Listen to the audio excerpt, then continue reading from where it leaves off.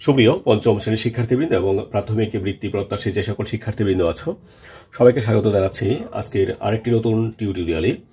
সেটা হচ্ছে তোমাদের 136নং পৃষ্ঠায় গণিতের 12.2 যেটি আছে সেটি হচ্ছে অধিবর্ষ, তারপর দশক, যোগ এবং শতাব্দী। তো এগুলো নিয়ে আমরা আস্তে আস্তে কথা বলবো।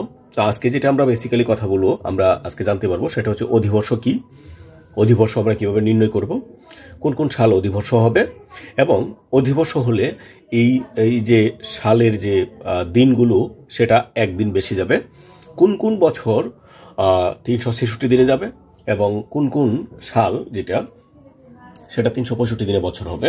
আমরা এইগুলো নিয়ে আজকে বিস্তারিত কথা বলবো। তো এখানে দেখো কি বলছে, অধিবর্ষ হলো এমন একটি বছর যে বছরে ক্যালেন্ডার বছরের সাথে ঋতু বছরের সমন্বয় স্থাপনের জন্য একদিন বেশি থাকে। তো এখানে আমাদের যে চন্দ্র মানে সূর্যের যে ইয়েটা আছে, আমরা যেটা জেনে আসছি আগে থেকে যে পৃথিবীটা সূর্যকে একবার প্রদক্ষিণ করলে 24 ঘন্টা সময় লাগে না, এটা ফুল 24 ঘন্টা না, সেটা হচ্ছে কয়েক সেকেন্ড কম থাকে।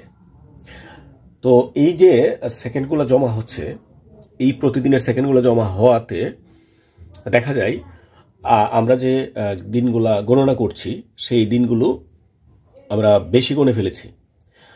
তো আর যে ঋতু বছর যেটা যেটা আমার সময়টা, প্রকৃত সময়, হ্যাঁ, আমাদের সৃষ্টিকর্তার যে প্রকৃত সময়টা আছে, এই প্রকৃত সময়ের কমে যায়, আর আমাদের দিন প্রকৃত সময়টা আস্তে আস্তে থেকে যায়, আর আমাদের দিনটা বেড়ে যায়।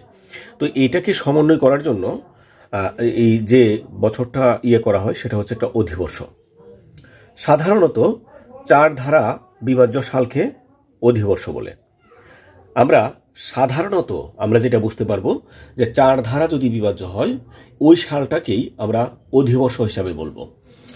এখানে বলছে আবার দেখো, তবে খ্রিস্টীয় সালের একক ও দশক স্থানীয় অঙ্ক দুটি শূন্য হলে অধিবর্ষ হবে না। তবে যদি এটাকে আবার 400 দ্বারা বিভাজ্য হয় তাহলে এটাকে আমরা অধিবর্ষ বলতে পারবো। তো আমরা এখানে একটা জিনিস স্পষ্টত যেটা জানলাম সেটা কি, প্রথমত আমরা দেখব যে 4 ধারা বিভাজ্য হয় কিনা। যদি 4 ধারা বিভাজ্য হয় তাহলে ওই সালটাকেই আমরা অধিবর্ষ হিসাবে গণ্য করব। তবে যদি একক ও দশক স্থানীয় অঙ্ক দুটি শূন্য হয় তাহলে আমরা দেখব 400 দ্বারা বিভাজ্য হয় কিনা। তখন 4 কোনো নিয়ম আসবে না, 400 দ্বারা বিভাজ্য হয় কিনা। যদি 400 দ্বারা বিভাজ্য হয় তখন সেই সালটাকে আমরা অধিবর্ষ হিসেবে গণ্য করব। তো যদি বিভাজ্য না হয় তাহলে আমরা অধিবর্ষ হিসেবে আমরা এটাকে গণ্য করব না। আশা করি আমি বিষয়টা তোমাদেরকে বোঝাতে পেরেছি। তো আমরা এখানে একটা মূল প্রশ্ন দেখি। মূল প্রশ্ন বলছে কি যে ইংরেজি 2016 সালটি অধিবর্ষ। অন্যান্য অধিবর্ষ খুঁজে পাওয়ার জন্য শ্রেণীতে আমরা আলোচনা করব। তো শ্রেণীতে যদি আমরা আলোচনা করি, এখানে যেটা আছে 2016 এটা অধিবর্ষ, কারণ এটা 4 ধারা বিভাজ্য হবে।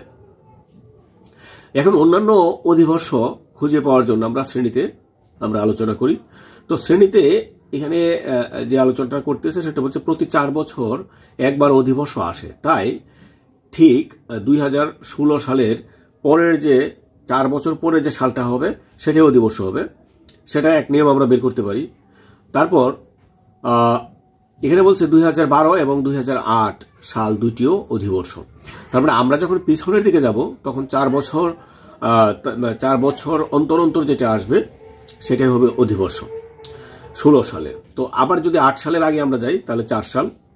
4 সালের আগে যখন আমরা যাব তখন হবে কত, 2000 সাল। তো 2000 সালে কি আসবে, একক ও দশক স্থানে দুটি অঙ্ক শূন্য আসবে। তো এটাকে আমরা 4 ধারা বিভাজ্য করব না 2000-কে, সেটা যদি 400 দ্বারা বিভাজ্য হয় তাহলে সেটা অধিবর্ষ হবে। তো এখানে 1 নম্বর যে প্রশ্ন আছে, এই প্রশ্নগুলা আমরা যদি করি তাহলে মোটামুটি আমাদের আরেকটু আমাদের ধারণাটা পরিষ্কার হবে। তো এখানে বলছে 1800, 1900, 2000 সাল অধিবর্ষ ছিল কিনা তা সহপাঠীদের সাথে আমরা আলোচনা করি। তো সহপাঠীদের সাথে যখন আমরা আলোচনা করব, এখানে আমরা যেটা পেয়েছি যে একক ও দশক এই উভয় স্থানের অঙ্কদ্বয় কি শূন্য, এখানে অঙ্কদ্বয় শূন্য, এখানে অঙ্কদ্বয় শূন্য। তো যদি শূন্য হয় তখন কিন্তু আমরা 4 দ্বারা ভাগ করব না, তখন আমরা দেখব এটাকে কি 400 দ্বারা ভাগ যায় কিনা। তো এখানে যেটা করা হয়েছে এই 400 দ্বারা, এখানে যেটা করা আছে আমরা এটা করব, বইয়ের মধ্যে করব। তো এখানে 400 দ্বারা যেটাকে ভাগ করা হয়েছে, 400 দ্বারা ভাগ করেছে 16-র মধ্যে 4 বার গেছে 1600, তার মানে এখানে 200 থাকে। এখন এই 400 দ্বারা কি 200কে ভাগ করা যাবে? ভাগ করা যাবে না, এটা নিঃশেষে বিভাজ্য হয় নাই, তাই এটাকে আমরা অধিবর্ষ হিসাবে গণ্য করতে পারি না।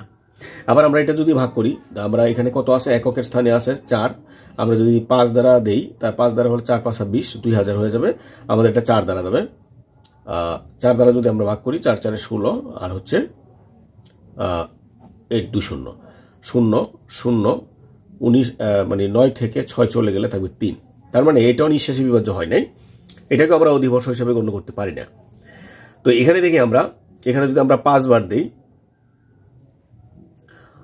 5 বার 2 4 5 20, আর হচ্ছে 2 0, তো এটা ভাগশেষ কি 0, তার মানে এটাকে বিভাজ্য হয়েছে।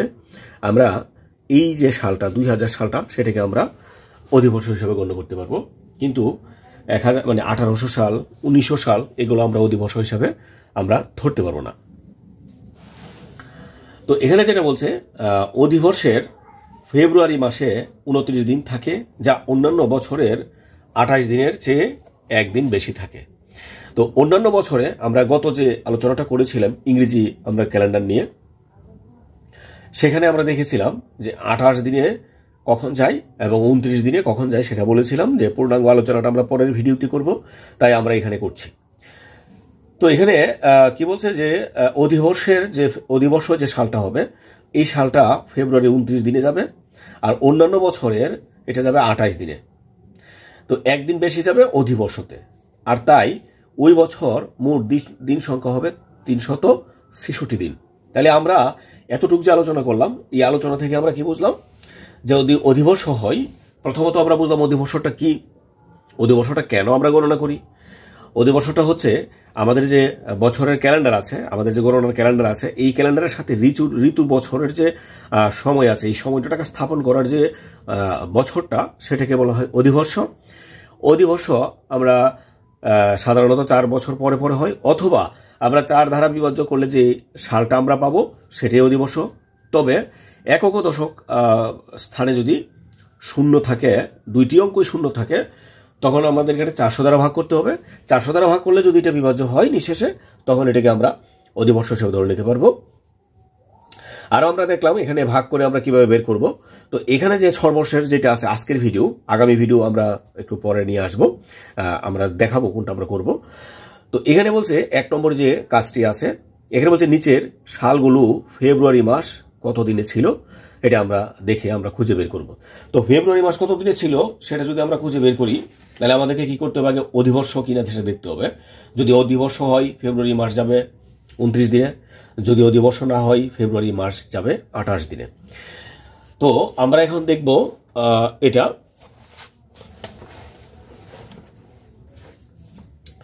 প্রথমে আছে 1, এই সালটা আছে কত, 1918 সাল। তো এই সালটা কি অধিবর্ষ কিনা আমরা একটু চেক করব। তো অধিবর্ষ করার জন্য আমাদেরকে যেটা করতে হবে সেটা 4, আমরা দেখব প্রথমে একক ও দশক স্থানে 2টি শূন্য আছে কিনা। যদি শূন্য থাকে এটাকে 400 দ্বারা ভাগ করব, যদি শূন্য না থাকে সেটাকে আমরা 4 দ্বারা ভাগ করব। তো আমরা যদি এটাকে 4 দ্বারা ভাগ করি,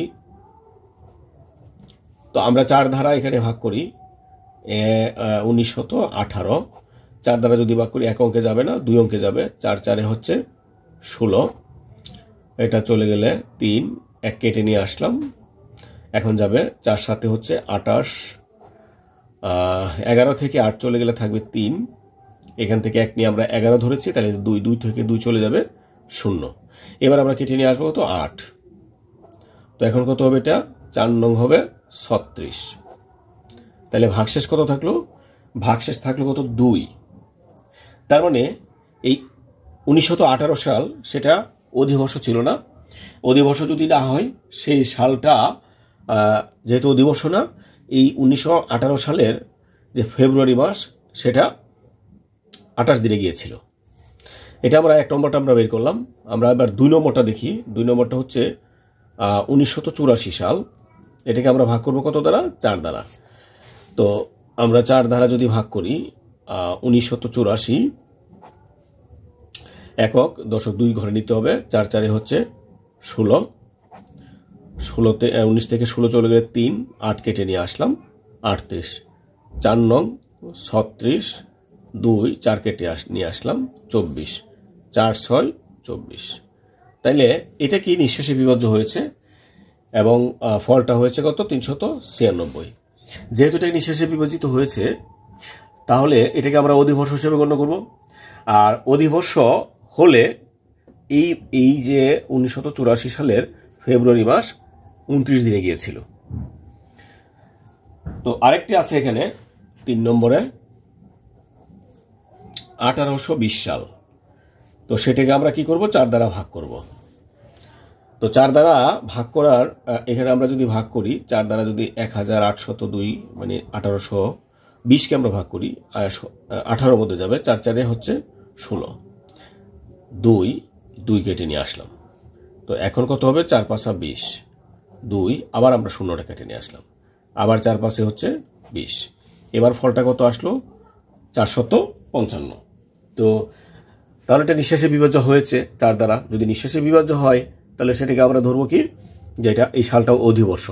যেহেতু 1820 সাল অধিবর্ষ তাহলে 1820 সাল এর ফেব্রুয়ারি মাস হচ্ছে যাবে 29 দিনে। তো প্রিয় শিক্ষার্থী, আমরা তোমাদের এই 136 নং যে পৃষ্ঠাটা এই পৃষ্ঠাটা নিয়ে আমরা একটু বিস্তারিত কথা বলতে আমরা চেষ্টা করেছি এবং তোমাদেরকে একটু বোঝানোর চেষ্টা করেছি। তারপরে যদি তোমাদের কোনো জায়গায় কোনো সমস্যা থাকে অবশ্যই আমরা করব। তো আজকের ক্লাসটা যদি আমরা রিভিউ করি, আজকের ক্লাসে আমরা কি কি শিখলাম? আজকে শিখেছি আমরা অধিবর্ষ কি, অধিবর্ষ আমরা কিভাবে বের করব, কোন সালটা অধিবর্ষ হবে কোনটা হবে না। তো আগামী যে ভিডিওটা সেটা আমি একটু দেখিয়ে নিচ্ছি। আগামী ভিডিওতে আমরা এখানে বেশ কিছু প্রশ্ন রয়েছে। আমরা শতাব্দী পর্যন্ত দশক থেকে শুরু করে দশক, যুগ এবং শতাব্দী নিয়ে আমরা আলোচনা করব। তো প্রিয় শিক্ষার্থী, ভিডিওটি কেমন লেগেছে? যদি ভালো লেগে থাকে অবশ্যই বন্ধুদের মধ্যে শেয়ার করতে ভুলবে না। আর আগামী ভিডিওগুলো খুব ইম্পর্টেন্ট হতে যাচ্ছে, পরীক্ষা সামনে আসছে। তো আজকে এখানে বিদায় নিচ্ছি। সবাই ভালো থাকবে। ধন্যবাদ সবাইকে।